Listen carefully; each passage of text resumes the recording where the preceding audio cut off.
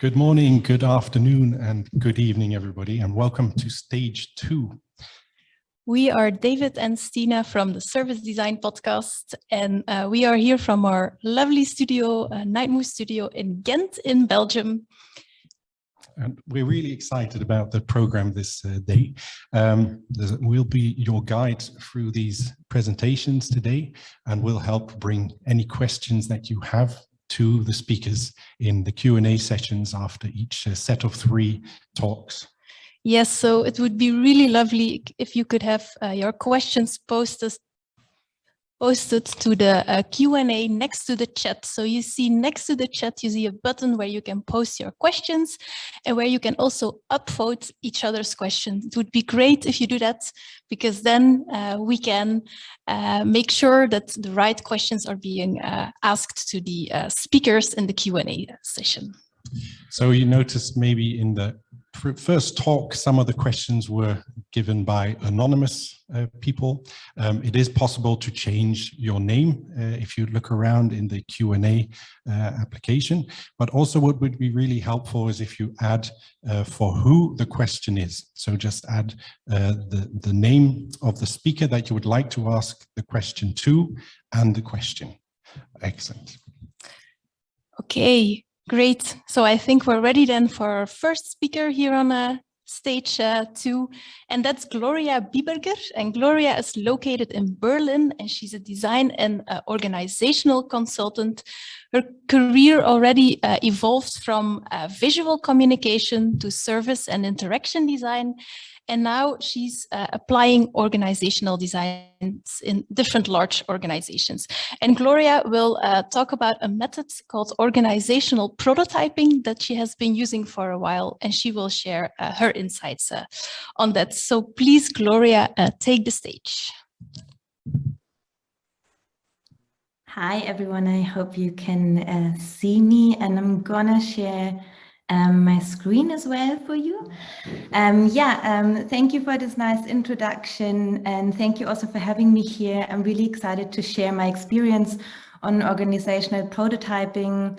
As Stina already said, I have a background from visual communication, and in the last 6 years, I worked for IXDS, which is a consulting studio, innovation studio in Berlin and Munich. They recently got acquired by PwC and turned now into the experience consulting team. And on this picture, you can also see me in the studio, and this is actually where everything started, what I'm doing today as a freelancer, and where we developed this organizational prototyping process today that I'm going to show you today. My pronouns are she, her, just to make sure that you also know that. And but now we want to talk about what we are here for.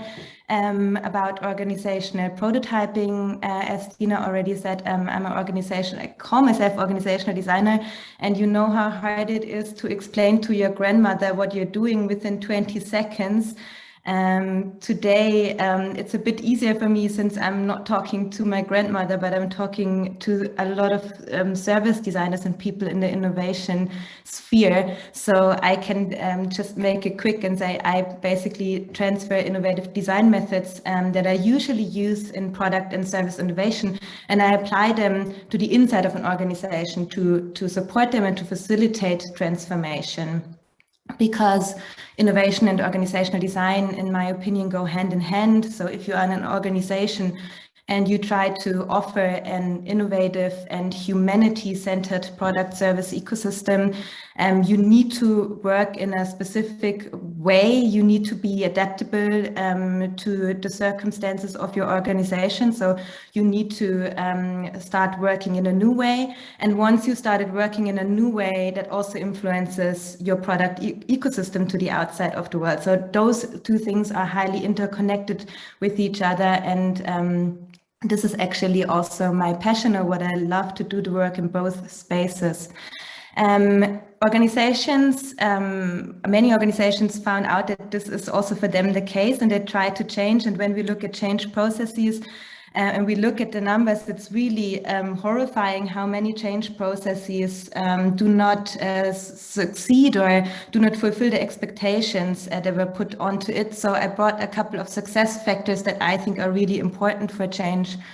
The first one is we need to inspire people and need to inspire organizations with best practices from organizations that are already trying out new work or trying to work differently. And even more importantly, we need to inspire with the principles that stand behind it, so that unique organizations can find their own unique way how to work.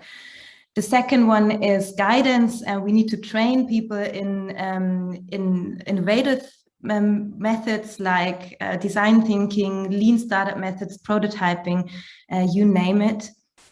The third one is we need to involve as many people as we can if we want organization to successfully transform and change the way they work and collaborate with each other. It's all about the humans in this organization, so we need to bring in as many people as we can. And I think as service designers, we have so many tools like co-creative tools and collaborative tools that we can put in here, use here. And the fourth one is communication. And it's not only about making change transparent, but it's really about making it tangible and experienceable, because many people are scared of change. They don't know what's happening. So once they can experience what it actually means, they can really like come up with a opinion on it that is way more helpful to develop further. And organizational prototyping or prototyping itself is something where we can use that as a platform for discussion. Today I brought you an example of a project that we did together with the Goethe Institute, where I can explain you the whole method. And this is a multi-stage process along the phases that you probably know as designers: the understand, systemize, create, and the implementation iteration phase. The basic idea of organizational prototyping and of this whole method is that we help an organization to tackle their own topics and bring them to the surface, to really define their own challenges that they have, and then also to give them the possibility to ideate and prototype themselves on how to collaborate, basically, until they can release the prototypes, try them out, and see what was successful. And I'm going to walk you through every phase now in detail. The first phase, the understand phase, we usually always in projects start with a kickoff to connect to the project team of our client. And in that kickoff, we talk about what are the challenges of your organization, what is the reason why we're going to do this project in the first place, but also like how would you explain us the way you work right now, and what are your chances, the chances and challenges that you can see.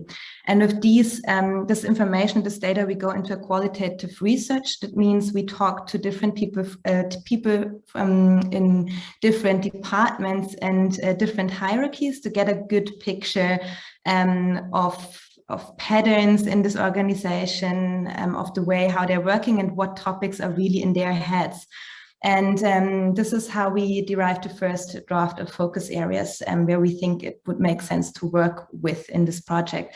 That takes us usually 2 weeks. And here you can see a couple of pictures in the top of the screen, the chances and the challenges that we collected together. And it's really nice because people are bringing in their perspectives and they can start talking about it. Sometimes they're different, but it's good to like foster this communication.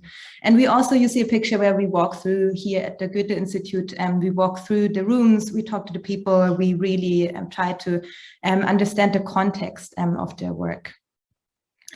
This phase helps us to gain empathy for the needs and the fears of the people in the organization. It helps us also understand their perspectives on success and failure. As said, we identify patterns that we can work with, and we get a glimpse of the culture of an organization. After that phase, we go into the systemized phase, which takes a bit longer than a day, but there's like basically the main part of it is a stakeholder workshop where we invite between 25 and 50 people, and we have half a day or a day together with them. And first of all, as said, we inspire them, show them what's possible, how we can break boundaries, how we can rethink the way how we're working. And then we look into these focus areas that we derived from the research, and we ask them to tell us specific stories about it. So what I basically do is I say, tell me one story of this focus area where you experienced this area, and let's say, for example, mobile working, where you had a good experience with it, and tell me one thing where you had a bad experience with it. And once we uncover those challenges that the people really have, we can turn them in inspiring questions, like, for example, how might we questions? And eventually in this workshop, we also come up with aligned common new work vision and principles. And in this workshop, again, as in every step of the project, we bring in people from different departments and from different hierarchies to make sure that we see all the perspectives. And here on the top of the screen, you see the different focus areas we came into into the stakeholder workshop, like open spaces, feedback culture, a collective learning culture, and so on. The Goethe Institute at that point was moving their headquarters within Munich from one building to the other, so space was also a big topic. And the red post-its are the negative experiences they had with these topics so far, and the green ones are the positive experiences. And more on the top, more on the right bottom, you see the visions. This was an exercise where we split them in 5 groups, and we asked them to discuss how the working at the Goethe Institute should look like in 3 years if this project was successful. And a magical thing that came out when they wrote their final sentence was that they all had the same vision. They were very surprised about that. And we also found a lot of principles that were important for us that we could use in a later stage for making better decisions on ideas. And that was for us a chance to involve a critical mass, as many people as we could. We were able to fill those focus area titles with really meaningful stories that are unique for this organization. And we supported the alignment of the perspectives on the current way how they're working and on the future way how they want to work. The third phase is, this is the heart piece. You can see it. I put the New Work Hackathon in a heart already, because this is where we want to go. This is where the magic happens. This is a 2 days hackathon where we again invite around 30 people to take part in hacking their way of working. We start again with inspiration. Something really important in this hackathon is to uncover the superpowers that are in the room, because everyone has specific powers, specific skills that they can bring in. And you can imagine that at the Goethe Institute, there are just a couple of software developers, and they are a little bit asking themselves, what do we do in a hackathon? We cannot program anything, but we tell them, no, but you can come up with so many other things. We just need to know what you can do. And so once they know that, they can also ask for help. And it's also for them nice to understand, oh, I actually have a skill that I've never could use before. And now it's now I can use it. With this basis, we look into the challenges that we defined and the inspirational questions that we want to tackle on that day or on these days. And then we give them basically everything that we know about ideation, about giving feedback, about iterating. We show them different methods that they can use themselves and decide themselves as well. And they have to write value propositions to make sure that they focus on the really important things of what they want to change. And eventually they prototype and they create a roadmap with the prototypes, how to implement them, and clarify sponsorship as well for the prototypes. And the second part of this phase, we had them with a communication strategy, because at that point, especially at Goethe Institute, we were working with around 75 people, but they are actually 500. So we need to make sure that the rest of the organization also gets involved.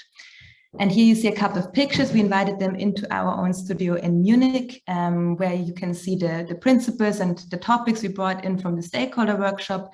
You see them working on the right side. They're doing a crazy 8 to come up with first ideas for the challenge that this group selected. On the lower part, you see some of them made an explanatory video as a prototype, and I was pretty impressed because I didn't know how to do that. So they found really amazing ways how to prototype their ideas. And in the right corner, you see the Superkräfte wall, the superpowers wall. That was something that we started from the beginning on in a kind of a warm-up checking exercise, where everyone would share the superpowers and we would make Polaroids, and that actually inspired them to organizational prototype for making skills visible within the organization. And for us, in that phase, we could engage a critical mass. We made sure that there are sponsors who carry these prototypes out in the world or into the organization. And for us, it's really important that they really learn how to hack by themselves without us. So we ensure independence of us, and also we train them to start lean, because sometimes they start a little bit complex, but they figure out quite fast that there's only small changes that can lead to bigger impact. Yeah, and we're fostering excitement and inclusion, especially with bringing this, communicating it into the organization. And the last phase, the fourth phase, is actually the phase where we're trying to like go out of the project and leave them more alone. So we give them everything they need so that they can communicate and involve all the rest of the organization into the prototypes, that they can collect the right feedback and understand how to interpret it, so that they can iterate their prototypes, and eventually after like 3 months of testing, they can take the successful prototypes that showed successful change of work, and can scale them up and make them even more accessible from these more analog prototypes to probably more digital prototypes or digital tools. And we're just there and offering consultation hours, so they can reach out to us whenever they are stuck, but we really try to fade out here. Here you see a couple of posters. Since they were moving, they were using the day of the move into the new building to show with these posters what's happening and what's changing now. So everyone who entered the new building for the first time got introduced to the prototypes. They found out where to find them, how to use it, and most importantly, how to give feedback on them so that they can get iterated. And for us, it was a great phase to see what kind of impact our impulses had on the organization. And I think the most important thing is, once you have a prototype, once you can experience something together as a collective, you can also, it's a platform for discussion for the way how you're working, and there's so much coming up that's so valuable. I want to show you 3 of my favorite organizational prototypes now. One was the Status Bingo. That was a group that worked on the topic of sharing the new rooms and shared desks, and make everything usable for diverse needs. Besides this pineapple that is indicating that a shared desk is already taken, and these small flags that you can see, the green one and the red one, that is indicating if I am personally open to talk to her, if I'm in a concentration phase right now. They came up with something that was really cute. They have in their office spaces, in every office, they have glass walls, as we have in our office in Munich as well. And they use this as a communication platform. They said, if we have visitors in our office, we can indicate if they can just come in, or if we are in a concentration phase or in a meeting right now on this glass wall, and if they're not open for visitors, the visitors can leave messages on the glass wall. That was pretty beautiful. They developed a buddy board, which is a peer-to-peer learning format where you can find mentor buddies, coffee buddies, or skill buddies. And they came up with the Hack the Headquarters. So they said, this whole hackathon is so beautiful, and we can really use it to increase decision-making culture at our institute and to become more agile. So they narrowed it down to a 2 hours format and tried to make it accessible whenever needed. And eventually, at the end of my talk, I want to conclude the benefits for organizations that this method has. And first of all, it's a very lean methodology, and it's it's really, there's a very reduced investment efforts. You can really easily try that out and bring that in, and it fosters a very fast and tangible change that makes it accessible. It fosters communication. As I said, it's a platform for new ways of communicating with each other and to reflecting collectively. You have a lot of intrinsically motivated employees for the changes, because they came up with the changes themselves. And so there's a growing sense of ownership that you can see, and as well a feeling of real empowerment, even in traditional and hierarchical organization as the Goethe Institute is. And a couple of things that we heard from the Goethe Institute that I thought were really amazing and I want to share with you is, one is once they implemented the prototypes, there were a couple of other departments coming around and they were like, actually, we're doing this since 5 months secretly, so let's join forces. And there were a lot of workarounds and new work hacks coming up all of a sudden, and they had so much more to discuss with and uncover in the organization. The second thing is that they started an innovation coach network, so they really wanted to bring it into the organization. This coach network, we could accompany them in the beginning and do some trainings with them, but nowadays, and I just recently were in touch with them, it's still growing, and it's really something that where the whole organization is continuously learning now. They invite external speakers and they really have a great exchange with each other. When we got into the COVID crisis, we talked to them and they said, honestly, without this knowledge that we gained and without this kind of way how we can hack and align so fast and so quick, we would have never made it so easily into this transition from working in the offices to going home into home office. And we could apply that globally in our organization. That was really beautiful to see that that was so helpful for them. And eventually the C-level became aware of the importance of new work and put it on their agenda. Yeah. So you can see I'm pretty excited about it. I hope I got you also a bit excited and could share a little bit of my knowledge with you. Thank you for listening. Let's stay in touch. And there's also going to be a Q&A at 4:30 where I'm happy to get some questions from you. Okay, thank you very much, Gloria, for that interesting talk. And indeed, you'll be back for Q&A at the end. I already saw some interesting questions come by.